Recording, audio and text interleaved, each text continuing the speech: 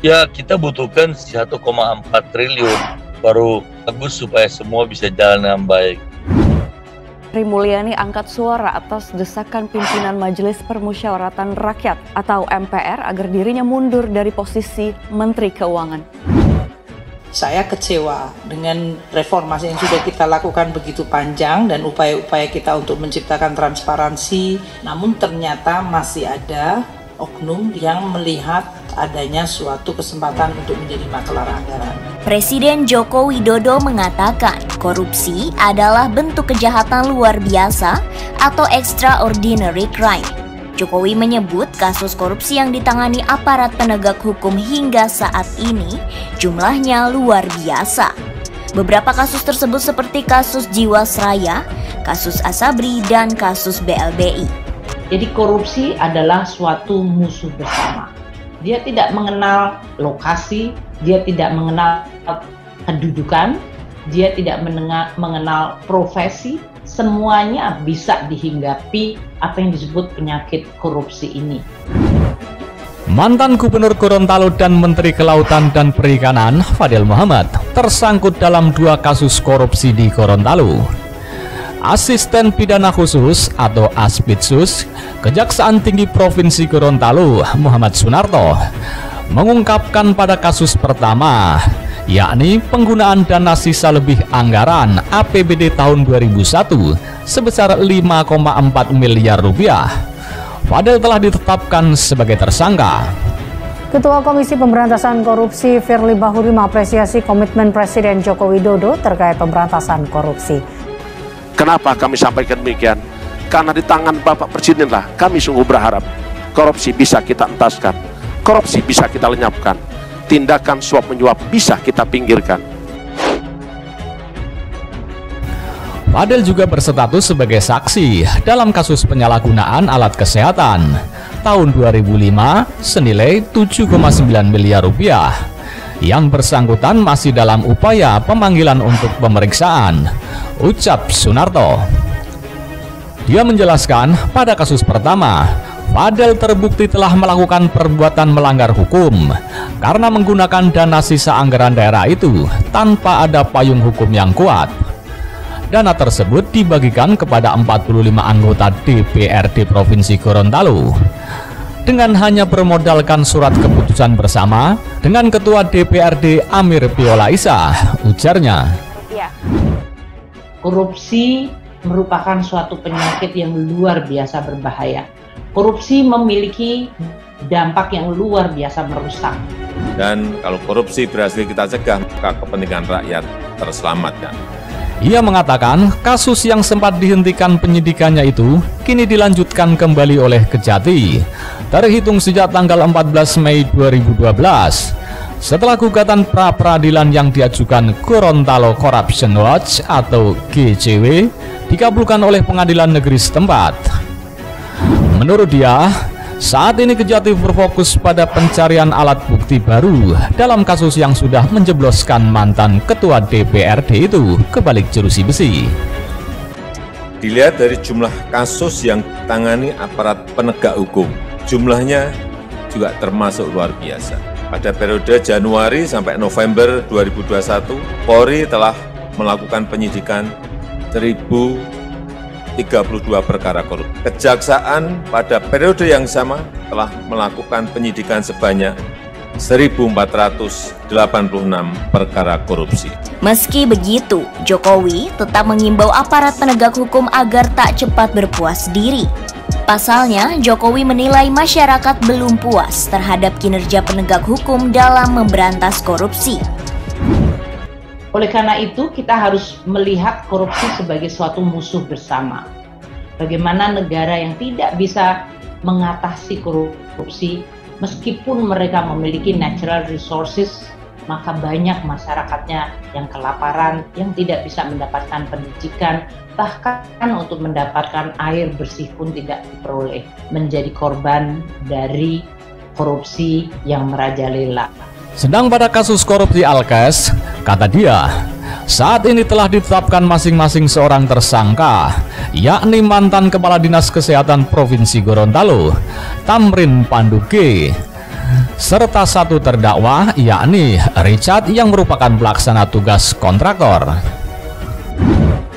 Sementara itu, Komando Pemuda Islam atau KOMPI mendesak Komisi Pemberantasan Korupsi atau KPK segera mengambil alih kasus yang menimpa Fadel Muhammad yang saat ini tengah ditangani Kejaksaan Negeri Gorontalo agar ditangani oleh Komisi Pemberantasan Korupsi atau KPK.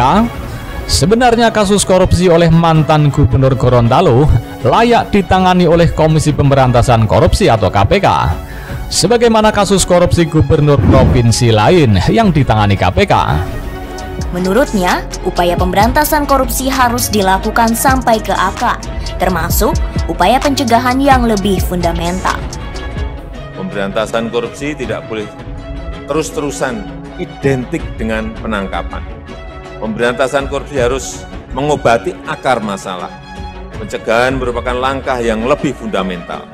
Dan kalau korupsi berhasil kita cegah, maka kepentingan rakyat terselamatkan. Tidak menjadi munafik waktu di depan anak buah seolah-olah pura-pura menjadi A, waktu dia tidak menjadi B.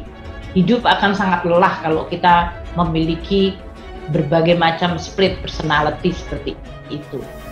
Hal ini diungkapkan Ketua KOMPI, Natsir, dalam siaran persnya di Jakarta.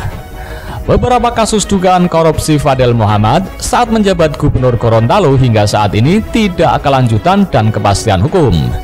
Untuk itu, kami minta KPK segera mengambil alih dan kembali mengusutnya, ujarnya.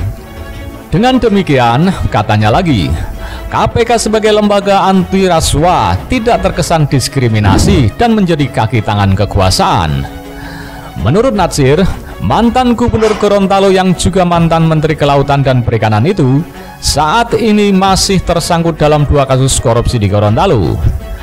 Hal ini diungkap setelah mendapat informasi yang disampaikan Asisten Pidana Khusus atau Adpitsus Kejaksaan Tinggi Provinsi Gorontalo, Muhammad Sunarto. Pak Narto mengungkapkan kasus pertama yang diduga melibatkan Fadel adalah penggunaan dana sisa lebih anggaran APBD tahun 2001 sebesar 5,4 miliar rupiah. Ketua Komisi Pemberantasan Korupsi Firly Bahuri mengapresiasi komitmen Presiden Joko Widodo terkait pemberantasan korupsi.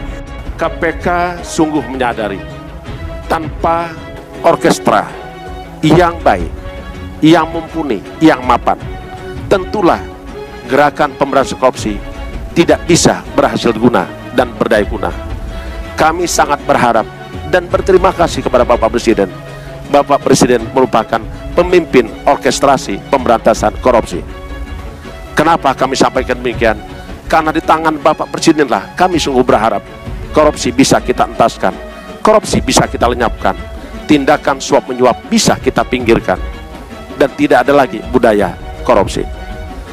Melalui orkestrasi yang dipimpin oleh Presiden, kami sungguh berharap kekuasaan-kekuasaan legislatif, kekuasaan-kekuasaan yudikatif dan eksekutif menjauhi dari pelaku-pelaku korupsi. Di mana Saudara Fadel telah ditetapkan sebagai tersangka, tandasnya. Kejaksaan Negeri Gorontalo, kata dia, juga mengungkapkan saat ini Fadel berstatus sebagai saksi dalam kasus penyalahgunaan alat kesehatan tahun 2005 senilai 7,9 miliar rupiah. Saat ini, yang bersangkutan masih dalam upaya pemanggilan untuk pemeriksaan, katanya. Untuk itu kami dari Komando Pemuda Islam atau KOMPI meminta dan mendesak Lembaga Komisi Pemberantasan Korupsi atau KPK untuk segera mengambil alih proses hukum dalam dugaan kasus korupsi yang diduga melibatkan Fadel Muhammad, tegasnya. Apabila KPK tidak mengambil alih kasus korupsi mantan Gubernur Gorontalo ini dari Kejaksaan Negeri Gorontalo, maka, kata Natsir, KOMPI akan turun aksi ke depan gedung Komisi Pemberantasan Korupsi atau KPK. Maka korupsi bisa menggerus apa yang disebut tingkat kepercayaan.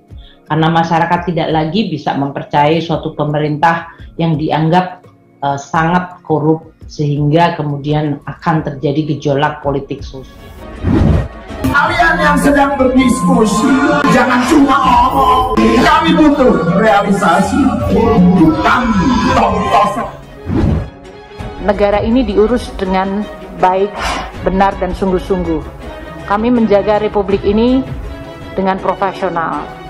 Sekali lagi kami sampaikan memang ini karena situasi dan kondisi yang extraordinary. Jadi kita semua memang terpaksa harus melakukan penghematan di sana-sini demi memastikan rakyat menjadi prioritas.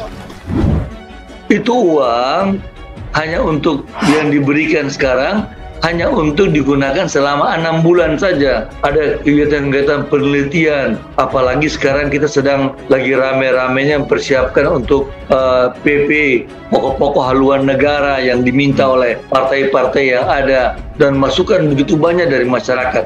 Tidak cukup uangnya, Bung Fadel? Tidak cukup uangnya? Tidak cukup. Menteri Keuangan kita, Bu Sri Mulyani, itu adalah kebanggaan kita karena masuk sebagai Menteri terbaik Asia Pasifik, masuk sebagai Menteri terbaik dunia, masuk sebagai banyak penghargaan dari internasional. Semua orang menghargai kok. Semua orang hormat pada Bu Sri Mulyani. Ya kalau ada kita yang menyampaikan seperti itu, ya mungkin belum ngerti masalah ekonomi makro. Bagaimana dengan pertumbuhan belanja yang semakin kecil dapat menghasilkan output outcome yang semakin besar. Ibu Sri Mulyani Indrawati satu-satunya menteri terbaik dunia.